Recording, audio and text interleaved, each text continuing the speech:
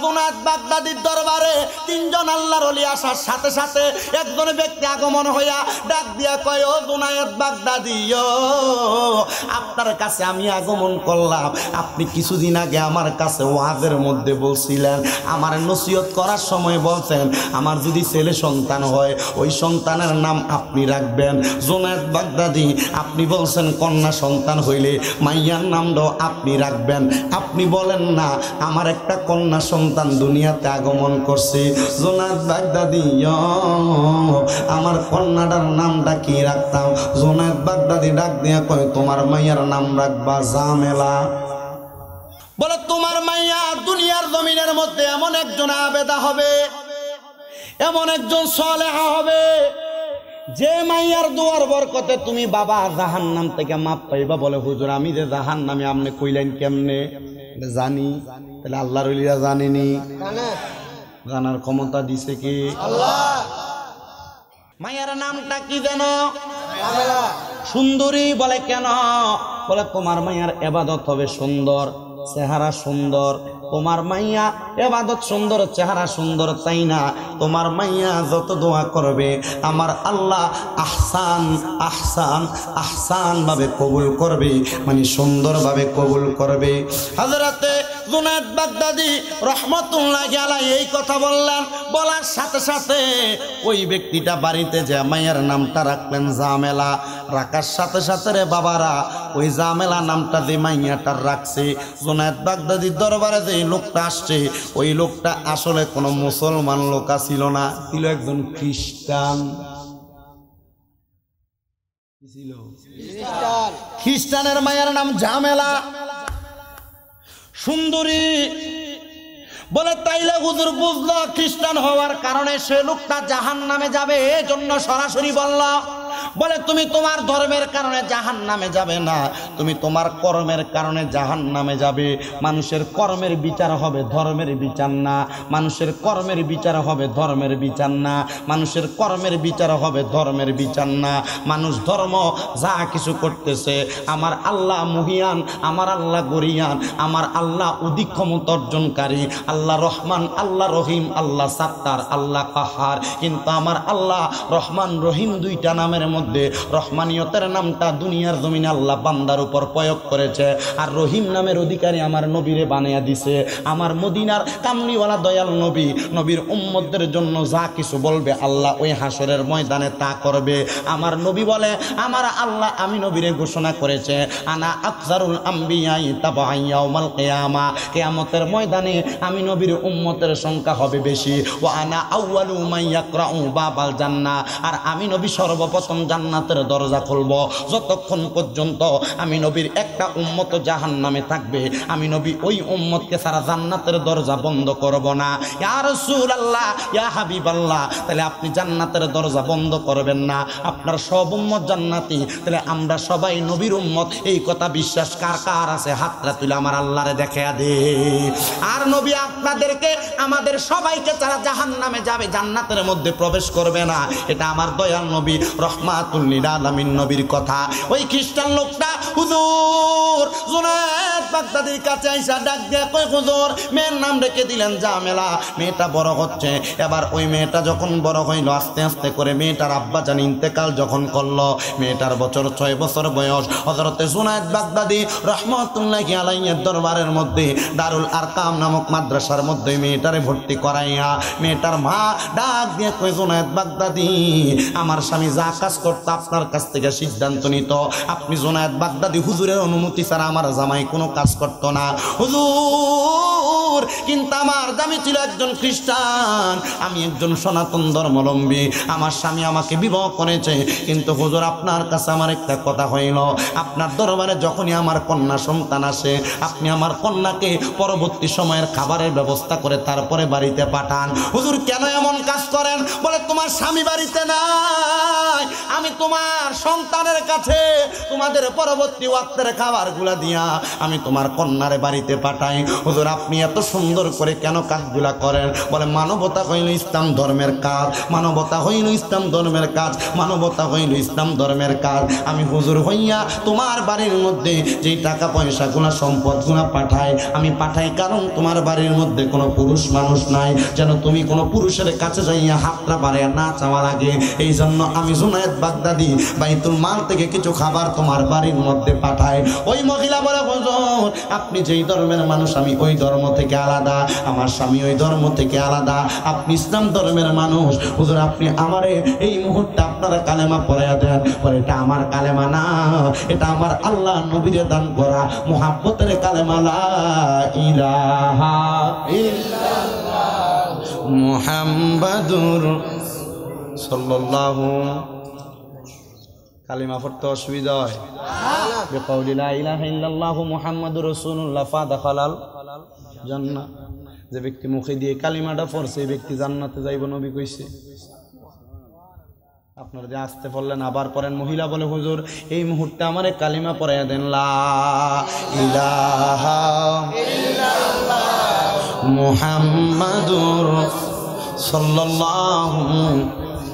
ওই মহিলাটা কালিমা পড়ছে, মহিলার বাচ্চার বয়স 6 থেকে 7 বছর অবনত, আর ওই মহিলার স্বামী ইন্তেকাল করছে।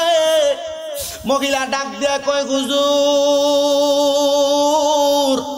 আমার স্বামী ইন্তেকাল করার পরে এই পর্যন্ত আপনি আমার পরিবারের ভরণ পোষণ চালাইলেন, আমার মেয়েটা মাত্র 7 বছর বয়সে কোরআনে হাফেজা হইছে। হুজুর আমার মনটার মধ্যে বড় কষ্ট, যেই স্বামীর স্ত্রী আমি, যেই স্বামীর কন্যা এ মাইয়াটা কোরআনে হাফেজ, মানে 7 বছর বয়সে কোরআন শরীফ মুখস্থ করছে। হুজুর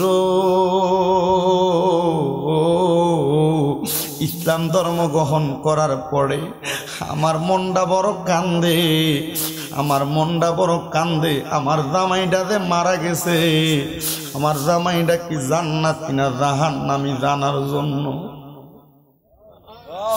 আরে আজকের এই ফুলবাড়িয়ার মাহফিলে কত মানুষ ভিডিও কলের মাধ্যমে তোমার মা তোমার সব খবর জানতো। তুমি যদি বিদেশ থাকতো তোমার বাবা তোমার খবর জানতো। আজকে যারা মাহফিলের মধ্যে বসলা তোমাদের বংশের মানুষ যারা অন্ধকার কবরে, তোমরা কেউ তোমাদের মায়ের খবর জানো না, তোমরা কেউ তোমাদের বাবার খবর জানো না।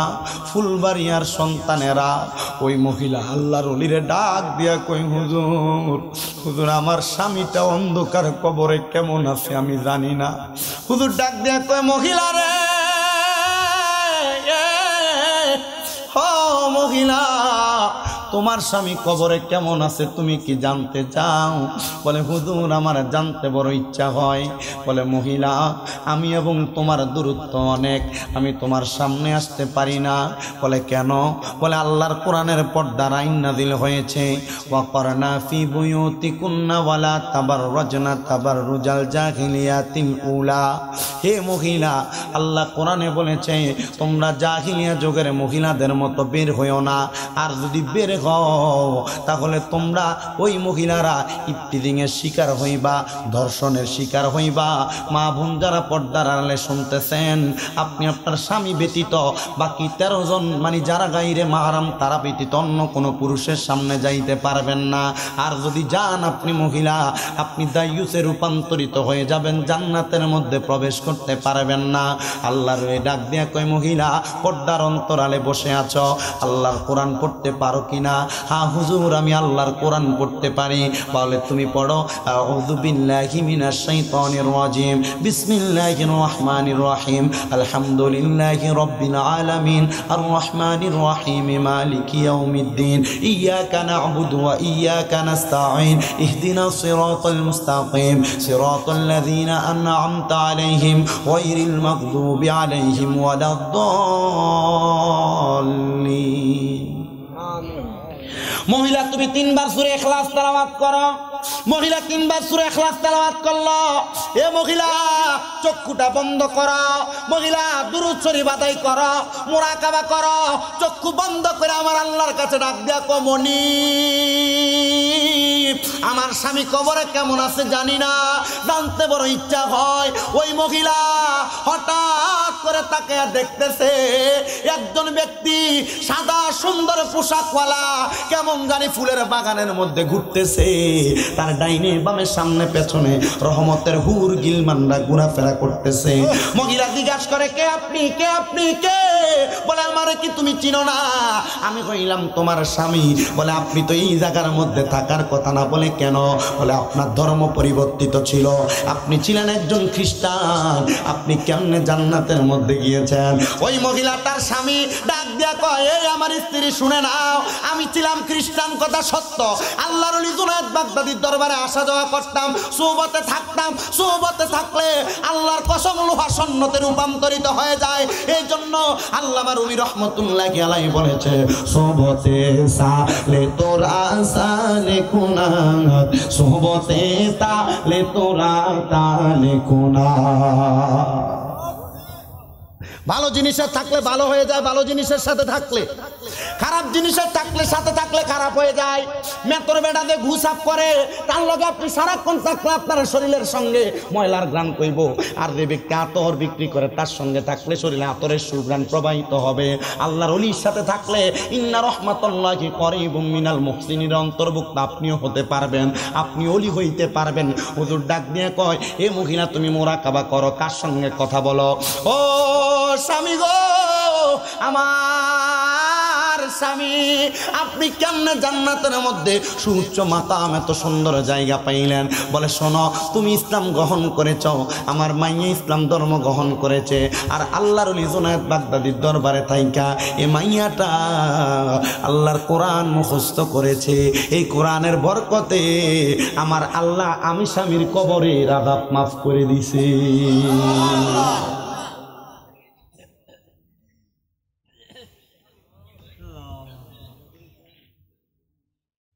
স্বামীর কবরের আযাব মাফ করে দিছে। মহিলাটা বুঝতে পারলেন আল্লাহর ওলির সুহবতের কত দাম। আপনাদের এলাকায় যে আল্লাহর ওলি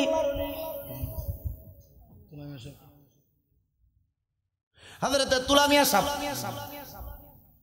এমন ভাবে অনেক আল্লাহর ওলি আছে, আপনার ইলম নাই, কালাম নাই, অসুবিধা নাই, আল্লাহর ওলির দরবারে যে পড়ে থাকবা। বরকত দেওয়ার মালিক একজন মুসলমান। আপনারা বলেন তিনার নাম কি? খাজা গরিবে নওয়াজের দরবারে অনেক পাগল ভক্তরা আসা যাওয়া করত। এখন তো জমজমাট। পূর্বে গরিবে নওয়াজের ইন্তেকালের পরে হযরতে খাজা গরিবে নওয়াজের দরবারে অনেক পাগল ফকিররা আসতো।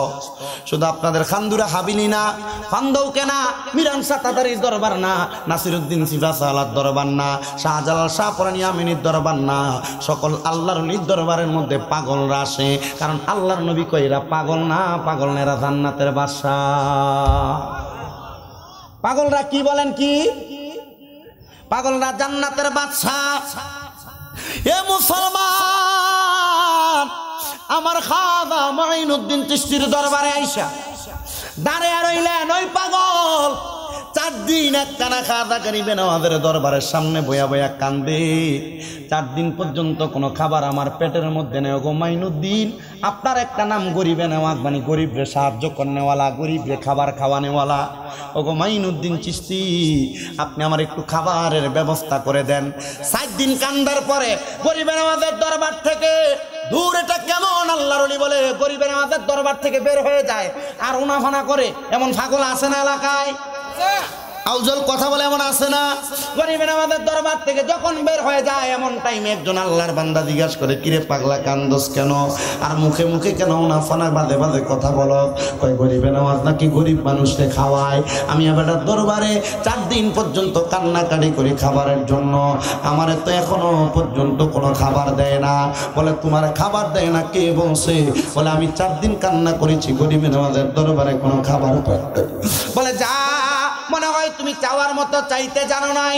আপনারা বলেন চাওয়ার মতো চাইতে জানলে বান্দার সকল মনের আশা পূরণ করে একজন, তিনি কে?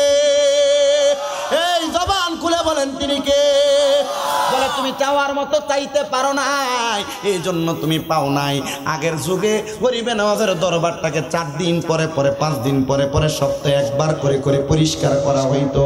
মানে রওজার মধ্যে যে গিলাফগুলা ছিল গিলাফগুলা তুইলা পরিষ্কার করা হইতো। কিন্তু ওই দিন 4 দিন পরে আইসা খাদেম সাহেব যখন গরিবে নওয়াজের দরবারের উপর থেকে চাদরটা উঠাইছেন, উঠে দেখে গরিবে নওয়াজের রওজার যে চাদর উঠাইছেন ওই চাদর মানে গিলাফের নিচে সাইডটা খাবারের ভাণ্ড একসাথে ওই জায়গার মধ্যে পড়ে আছে। কয়টা পাগলে খানার লেগে কানছে কয়দিন? কথা কয় না কয়দিন?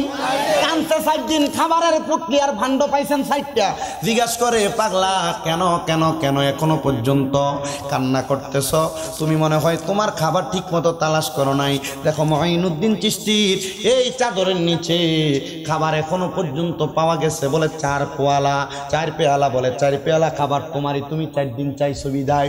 ও মুসলমান, এখন পর্যন্ত গরিবে নওয়াজের দরবারের ওই গিলাফগুলা একদিন না দৈনিক 1 বার 2 বার 3 বার করে তোলা দেওয়া হয়। কারণ মনের আশা বান্দারা, মনের আশা উম্মতেরা, মনের আশা আউলিয়া কেরামের প্রেমিকেরা, হাজার হাজার লক্ষ লক্ষ ভক্তরা গরিবে নওয়াজের দরবারে যে চোখের পানি পালায়া পালায়া কান্না করে। শুধু এইটা না, যারা গরিবে নওয়াজের দরবারে গেছেন হয়তো আপনারা জানেন, আমি নিজে ফজরের নামাজের পূর্ববর্তী মুহূর্তে আমি গরিবে নওয়াজের দরবারে প্রথম দেয়া যখন ঘুমাই নাই। কারণ আমি শুনছি গরিবে নওয়াজের দরবারে তাহাজ্জুদের নামাজের সময় ওই দরবারের জানালাটা খুইলা মানে দরজাটা খুইলা গিলাফ তুইলা দরবার যে ঝাড়ু দেয় ওই ঝাড়ুর বালুগুলা নেওয়ার জন্য কত ভক্তরা লাইনে দাঁড়ায় থাকে দরবারে। আর আওয়াজ শোনা যায়, ইয়া নবী সালাম আলাইকা, ইয়া রাসূল সালাম আলাইকা, ইয়া হাবিব সালাম আলাইকা, সালাওয়াতুল্লাহ আলাইকা। আনকমন সুর শোনা যায়, আনকমন সুর। ওই দারুর বাড়ি সবাই খাইতে পারে না রে, পারে না। এখন থেকে আপনারা মনে মনে চিন্তা করেন, তাহলে আল্লাহর ওলি এত কিছু দেওয়ার ক্ষমতা রাখে। ওই মাইয়া কোরআন মুখস্থ করছে আল্লাহর ওলি সুবতে থাইকা, আর ওই মাইয়ার আব্বার কবরের আযাব মাফ করছে একজন, তিনি কি? আল্লাহর ওলি মাফ করে না, মাফ করে কে? অবতাগু ইলাইহিল ওসিলা, আল্লাহর যত ওলি আছে তারা হইল ওসিলা। এরা দোয়া করলে সাথে সাথে দোয়া কবুল হয়ে যায়। আজকের জান্নাতের বাগানে আল্লাহর ওলিরা আপনাদেরকে নিয়ে দোয়া করবে মুসলমান। কিন্তু আল্লাহর ওলিদের ভক্ত পাগল হইলেন। ওই মাইয়াটা কেমন ভাবে দোয়া করছে চিন্তা করে দেখেন। আল্লাহর নবী কয়, দুনিয়াতে কোনো সন্তান যদি তার মায়ের জন্য তার বাবার জন্য হাতটা বাড়ায়া আমার আল্লাহর কাছে দোয়া করে, রব্বির হামহুমা কামা রব্বায়ানি সগীরা, পড়েন ওয়াকুর রব্বির হামহুমা কামা রব্বায়ানি সগীরা। নবীর হাদিস শরীফের মধ্যে দেখলাম রে ও ফুলবাড়িয়ার বাবা, আমার নবীর কোন উম্মত যদি তার মা বাবা মারা যাওয়ার পরে রব্বির হামহুমা কামা রব্বায়ানি সগীরা ওয়া কুর রব্বির হামহুমা কামা রব্বায়ানি সগীরা বইলা চোখের মনি কোঠার মধ্যে একটা মাছির মাথা পরিমাণ পানি চাইরা দিয়া কান্না করে, ওই পানিটা মাটিতে পড়ার আগে আমার আল্লাহ তার মা বাবার জীবনের গুনাহ মাফ করে দেয়। জানি না আজকে কার জানি মা দুঃখিনী অন্ধকার কবরে, জানি না কার জানি বাবা অন্ধকার কবরে। এই সন্তান আবার আজকে এমন কত সন্তানরা মাহফিলে বসে গেছেন যাদের মা বাবা বেঁচে আছে, আপনারা আপনাদের মা বাবা বাদ দেন না। আল্লাহর দোহাই লাগে, সন্তানের দল পালনে দেও, তোমার পাগুল আমার সামনে দিয়া দাও, আমি শামীম রাজার জিব্বা দিয়া তোমার পায়ের পাতাটা পরিষ্কার কইরা দিমু। তবুও যদি তুমি তোমার মা বাপরে জুদা কইরা দিয়া থাকো, আলাদা কইরা দিয়া দিয়া থাকো, আজকে ফুলবাড়িয়ার মাহফিল থেকে বাড়িতে যাইয়া আম্মা আব্বার পাগুলার মধ্যে দইরা ডাক দিয়া কইবা মা আল্লাহর হস্তে আপনার কাছে মাপ চাই, আল্লাহর হস্তে আপনার কাছে মাপ চাই আব্বা। যতক্ষণ পর্যন্ত তোমার মা তোমার বাবা মুখ খুলা বলছে তোমারে মাফ করে দিছে, ততক্ষণ পর্যন্ত মা বাবার পাও ছাইরো না। সন্তান বাইয়ে বাইয়ে ঝগড়া কইরা মা বাপরে জুদা কইরা দাও। তোমার মা তোমার বাবা 7 দিন এক ঘরে 7 দিন আরেক ঘরে এভাবে গুইরা গুইরা ভাত খাওয়া লাগে। 7 দিন শেষ হয়ে গেলে তোমার ঘরে 8 দিনের দিন গেলে তুমি মশলা দিয়া কও আজকে তো আমরার ঘরে খানা না ওই ঘরে খানা। কিরে তোমার কি কষ্ট লাগে না? তোমার মা ঘরের মধ্যে 3 টুকরা মাছ রান্না করলে 1 টুকরা তোমারে খাওয়াইতো, 1 টুকরা তোমার বাবারে খাওয়াইতো, আর মায়ের মাছের টুকরাটা তুমি সন্তানের রাত্রে খাওয়ার জন্য তুই না রাখতো। মা ঝোলগুলা দিয়া ভাতগুলা খাইতো, মা নিজে খাবার খাইতো না। এখন তোমার ঘরের মধ্যে কত শত শত হাজার হাজার মেহমান খানা খাই, কিন্তু তুমি তোমার আম্মার মুখে একটু মুরগির গোশত তুলা দিতে পারো না, আব্বার মুখে তুলা দিতে পারো না। সন্তান কেন তোমার বউয়ের সাথে ঝগড়া কইরা, বাবির সাথে ঝগড়া কইরা, বাইয়ে বাইয়ে ঝগড়া কইরা মা বাপরে জুদা কইরা দাও। তোমার কদমে দইরা কইরে ফুলবাড়িয়ার যুবকেরা, ফুলবাড়িয়ার মা বাবার সন্তানেরা, মা বাপরে কেউ যদি জুদা কইরা দিয়া থাকো, আজকে মা বাপরে যে পায়ে দইরা কইবা মা আর জুদা খাওয়া লাগবে না, আমার 4-5 ভাই আপনারে খাওয়া কার না খাওয়া, আমি সন্তান আপনারে খাওয়াইমো। ওই মা বাপরে যদি আপনি খুশি করতে পারেন, আল্লাহর কসম আল্লাহর জান্নাতে যাওয়া আপনার জন্য ওয়ান টাইমের ব্যাপার হয়ে যাবে। আর যদি তাদের মনে কষ্ট দিয়া আপনি আপনার মা বাবার মনে আঘাত দিয়া দুনিয়ার জমিনে যত রকমের ইবাদত করেন, নামাজ পড়েন, রোজা রাখেন, হজ করেন, যাকাত দেন, আমার আল্লাহর কাছে কোনো কিছু কবুল হবে না। সন্তানের দল কেউ যদি এমন কর্ম কইরা থাকো, বাড়িতে যে আম্মা আব্বার পাগুলার মধ্যে ধরে মাপ চাইবা। অনেকে কয় হুজুর আম্মা আব্বার কাছে মাপ চাইতাম, আমি তো আমার আম্মা আব্বার লগে কোনো অন্যায় করি নাই। আমি বলবো বাবা অন্যায় করো নাই, মা বাবার পায়ে ধরলে সন্তান ছোট হয়ে যায় না। তুমি তোমার মার পায়ের মধ্যে ধরে মাপ চাইবা, পারলে সালাম করবা। তুমি তো মা বাবার পায়ে ধরে মাপ চাইবা দূরের কথা, 2 ঈদে মা বাবার পায়ের মধ্যে ধরে তুমি সালামই করো না। আর আল্লাহর নবী কয় মাঝে মাঝে সুযোগ পাইলে আম্মা আব্বার পায়ের মধ্যে চুম্বন করবা। চুম্বন হুজুর কেন? আম্মা আব্বার পায়ের মধ্যে চুম্বন কদম বুসি করবা। আল্লাহর নবী কয় আম্মা আব্বার কদমে চুম্বন করলে আল্লাহর জান্নাতের চৌকাটে চুম্বন করার সওয়াব পাওয়া যায়। সুবহানাল্লাহ। আমি যদি জিজ্ঞাসা করি ও ফুলবাড়িয়া উত্তরগ্রাম শানে পাক পাঞ্জাতন সুন্নি যুব সংগঠনের উদ্যোগে 6ষ্ঠ বার্ষিক সুন্নি মহাসম্মেলনে আগন্তুক বাবাজিরা বন্ধুরা, তোমরা কোনোদিন তোমার মা বাবার পায়ে চুম্বন করছো কিনা? আমার মনে হয় না 5-10 জন পাবো কিনা। আমি আপনাদেরকে বলবো আমার মা বাবার কদমে চুম্বন করার কারণে আল্লাহ আমার আজকে এত সুন্দর আসনে বসাইছে, দামি গাড়ি চড়ায়, সুন্দর বাড়িতে রাখে। আমার দিয়া এই ছোট্ট বয়সে আমার আল্লাহ 6টা মাদ্রাসা করাইছে। কুমিল্লা শহরের মধ্যে 1টা না 2টা না 6টা মাদ্রাসা আমার দ্বারা পরিচালিত হয়। আপনারা যদি মন থেকে দোয়া করেন, আপনার মা বাবা যদি মন থেকে দোয়া করে, আপনি সন্তান 0 থেকে হিরো হইতে দেরি হবে না। আপনি একটাবার চিন্তা করেন, হে মুসলমান, হে ফুলবাড়িয়ার বাবারা, নবীর উম্মতের দলেরা, আম্মা আব্বার মনে কষ্ট দিয়া থাকলে এখান থেকে বাড়িতে যায় মা বাবার পায়ের মধ্যে ধরে পড়ে থাকবা। আল্লাহর কসম আম্মা আব্বা যতক্ষণ মুখ কুড়া বলতেছে মাফ করে দিছি, ততক্ষণ মা বাপের পাও চাইরো না, ততক্ষণ পাও চাইরো না, ততক্ষণ পাও চাইরো না। লাখ লাখ টাকা দান কইরা, মক্কা মদিনায় হজ কইরা, 5 ওয়াক্ত নামাজ পড়া কবরে যাইবা, ঘরের মক্কা মদিনা মা বাপরে কষ্ট দিবা। আল্লাহর কসম, আল্লাহর কসম, জান্নাত নসিব হবে। নবীজি 13 বছর মক্কায় ছিলেন নবুয়ত প্রকাশের পরে। মক্কা থেকে মদিনায় গেছেন। নবীর সাহাবায়ে কেরামরা জিজ্ঞাসা করে, সাহাবীরা তোমরা আমি নবীর কাছে কি চাও? ইয়া রাসূলুল্লাহ আপনি জান্নাতের দরজা প্রথম খুলবেন, আমি আপনি নবীর সাথে জান্নাতে থাকতে চাই। কিন্তু একজন সাহাবী কয়, ইয়া রাসূলুল্লাহ সবাই তো জান্নাতে থাকতে চায়, নবী গো আপনার জন্মস্থান, আপনার জন্মভূমি মক্কা নগরী, নবী গো আমি চাই আপনি যেদিন মদিনা থেকে মক্কায় যাবেন আপনার সাথী বানে আমারে মক্কা শরীফে নিয়ে যাইবেন। নবীজি এই কথা বলার শোনার সাথে সাথে সাথে বলছে ঠিক আছে তোমার মক্কায় নিয়ে যাওয়া হবে। কিন্তু পরের দিন মসজিদে নববীতে ওই সাহাবী আসেন নাই, দ্বিতীয় দিন ওই সাহাবী আসেন নাই, তৃতীয় দিন ওই সাহাবী মসজিদে নববীতে আসেন নাই। আমার নবী প্রতিনিধি পাঠাইছে, খবর নিয়ে দেখো আমার সাহাবী কেন মদিনাতে আসে না। দেখতেছেন বাড়ির মধ্যে তার আম্মা যেন সুস্থ অবস্থায় পড়ে আছে। হঠাৎ করে আমার নূরের নবী রহমাতুল লিল আলামিন নবীজি 3 দিনের দিন মক্কার উদ্দেশ্যে রওনা করলেন। ওই সাহাবীর কাছে খবর গেছে, সাহাবী তোমার নবী তো তোমারে ফালায় একা একা মক্কা নগরীতে গিয়ে চলে যাচ্ছে। ওই সাহাবী হাতের মধ্য থেকে পানির পাত্র ফেলে দিয়ে আমার নবীর সামনে যা দাঁড়াইছে, ফিদাকা আবি ওয়া উম্মি ইয়া রাসূলুল্লাহ, আমার মা বাবা আপনার কদমে কোরবান হোক ইয়া রাসূলুল্লাহ। নবী গো আপনার সঙ্গে আমার ওয়াদা ছিল, আপনি যখন মক্কায় যাবেন আপনার সাথী বানায় আমারে নিয়ে যাবেন। নবী গো আপনি যে একা একা চলে যান, আপনি তো আমার সাথী বানায় নেন না। নবী আমার জিজ্ঞাসা করে, সাহাবী কেন তুমি মক্কায় যাইবা? ইয়া রাসূলুল্লাহ আমি মক্কা যাব, আমার শখ হইল মক্কায় যাইয়া মক্কার চৌকাটটার ভিতরে চুম্বন করতাম, যেখানে আপনি রহমাতুল লিল আলামিন নবীর কদম মোবারক লাগছে। আল্লাহর নবী কয়, সাহাবী মক্কার চৌকাটে চুম্বন খাইবা কেন? নবী জান্নাত পাওয়ার জন্য।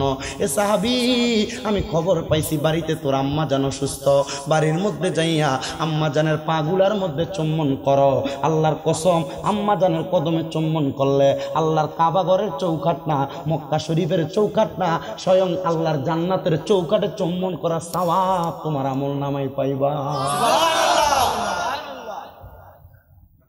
তুমি তোমার মার পায়ে ধরতে শরম লাগে, বাবার পায়ে ধরতে শরম লাগে। ফুলবাড়ি উত্তরগ্রাম শানে পাক পাঞ্জাতন সুন্নি যুব সংগঠনের মাহফিল, আজকে 6তম মাহফিল। এ মাহফিল সফল হয়েছে তখন বোঝা যাবে যখন আগামীকালকে ফুলবাড়িয়ার দোকানে বৈশা বৈশা এলাকার মুরব্বীরা কইব, হ্যাঁ শামীম রাজার ওয়াজ শুনে আমার ফুতে আমার পায়ে ধরে মাপ চাইছে, তবে আমার ফুতে আমার লগে কোনো অন্যায় করছে না, তবুও মাপ চাইছে হুজুরের কথা মানতে যাইয়া।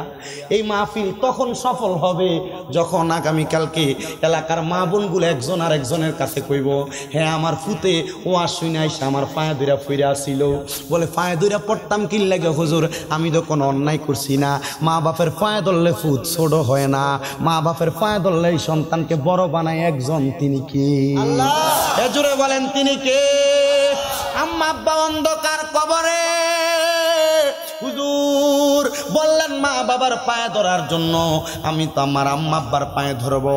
আজকে এমনও হতবাগা এমনও কপাল পোড়া আছে যারা মনে মনে চিন্তা করে, হুজুর যাদের বাড়িতে বাবা আছে তারা বাড়িতে যা বাবার পায়ে ধরবো, আমার তো আব্বা নাই, আমি বাড়িতে যে কার পায়ের মধ্যে ধরবো? তোমার আব্বার কষ্টের কথা স্মরণ করো। সিরালুঙ্গি জোড়া তালি দিয়া সুই সুতা দিয়া সিলাইয়া তোমার আব্বা ঈদের নামাজ পড়তে গেছে, তোমার আব্বা তোমার নতুন জামা কাপড় কিনা দিছে। হে ফুলবাড়িয়ার মানুষ, মা বোনেরা, আব্বারে যদি জিগাইতা আব্বা আপনি দি নতুন কোন জামা কাপড় পরেন নাই, আব্বা মুখ খুইলা কইতো আমার কি এখন আর ঈদের বয়স আছে? আব্বা অভাবের কথা কইতো না। এখন তুমি লাখ লাখ টাকার মালিক, কিন্তু তোমার আব্বারে 500 টাকা দিয়ে একটা লুঙ্গি কিনা পরাইতে পারো না, তোমার বাপ কবরে শুয়ে রয়েছে। তোমার মায়ের কাপড়ের আসলাটা চিরা গেছে, আম্মাটা আসলাটারে ঘুরে ঘুরে পড়ছে, চিরা কাপড় বুঝতে দিতে না। ওই কাপড়ের আসলা থেকে 10 টাকা 5 টাকা আমার পানের টাকাটা তুমি ফুতের স্কুলে মাদ্রাসায় কাজে যাওয়ার সময় দিয়া দিতে। তুমি সন্তান আজকে লাখ লাখ টাকার মালিক, কিন্তু মার 1000 টাকা দিয়ে একটা জামদানি কাপড় কিনা পরাইতে পারো না, তোমার মা কবরে। কি হইব তোমার টাকা দিয়া, কি হইব তোমার পয়সা দিয়া, যদি তুমি তোমার জনম দুঃখী মা বাবারে এই সম্পদ না খাওয়াইতে পারো। আমি আজকেও আসার সময় আমার মারে কইছি, মা আমার ছোট ভাইয়ের অসুস্থ থাকার কারণে গতকালকে আমার কাছে কইছে ওষুধের টাকা দিয়া যায়। আমি আজকেও মারে কইছি আমার কাছে টাকা খুঁজছেন না আমার শরম লাগে। যখনই লাগবো ড্রয়ারের চাবি আপনার কাছে আপনার মন মতো নিয়ে যায়েন, কারণ আমি জানি রে ওই মা বাবা যদি সম্পদ ব্যবহার করে আল্লাহ সম্পদে তারাক্কি দেয়। আর তোমার বাপে পান খাওয়ানোর লাগে তোমার কাছে 10 টাকা খুঁজা নেওয়ার লাগে, তোমার মায়ে তোমার কাছ থেকে আম্মা জানেন নিজের খরচের টাকা খুঁজা নেওয়া লাগে। আবার বউয়ের সামনে ডরে মার হাতে 100 টাকা দাও না, বউ তোমারে দমক দিব না রে না। ফুলবাড়িয়ার যুবক, হে ফুলবাড়িয়ার মুরব্বীরা, মা বাপ যতদিন বেঁচে আছে আল্লাহর নবীর মসনদে আহমদের একটা হাদিস শরীফের উপরে আমল করবা। আমার নবী কয় আম্মা আব্বার জন্য কেউ যদি মাত্র 1 দিরহাম খরচ করে কোন জায়গায় দান সদকা করার চাইতে বেশি সওয়াব ওই সন্তান মা বাপরে খাওয়াইলে পায়। কিন্তু তোমার মা বাপ নাই, মা বাপ অন্ধকার কবরে, আম্মা আব্বারে খাওয়ানোর মতো ক্ষমতা তোমার নাই।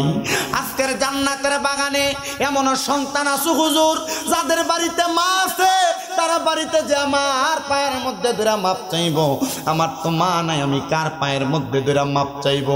এ সন্তান মা কবরে বাবা কবরে, আম্মা আব্বার পায়ের মধ্যে ধরে মাপ চাইতে পারবা না। তুমি একবার চিন্তা করো, আম্মা আব্বার খাবারের খরচ যদি তোমার মাসে 1000 টাকা করে লাগতো, 12 মাসে 12,000 টাকা তোমার মা বাবার পেছনে তোমার খরচ হইতো। আম্মা আব্বার ওষুধের খরচ যদি তোমার মাসে 1000 টাকা করে লাগতো, 12 মাসে তোমার 12,000 টাকা করে লাগতো। এ সন্তান আম্মা আব্বা কবরে চলে গেছে, মা বাপরে তুমি বড় ভালোবাসো, মা বাপরে তুমি বড় মোহাব্বত করো। বিদায় লগ্নে এই মাহফিল যেন আগামী বছর সুন্দরভাবে করতে পারে। আমার মাহফিল কমিটির বাইরে এই বছর আপনাদের জন্য মজাদার তাবারুকের ব্যবস্থা করেছে। একজন যদি থাকেন হুজুর আমার মা যদি বাচ্চা থাকতো আমি আমার মা বাবার পেছনে লাখ লাখ টাকা খরচ করতাম, আসেননি একজন হাতটা বাড়াইয়া বলবেন হুজুর আমার মা বাবার মোহাব্বতে আম্মা আব্বার জন্য আগামী বছরে মাহফিল আমি 10,000 টাকা দিয়া দিব।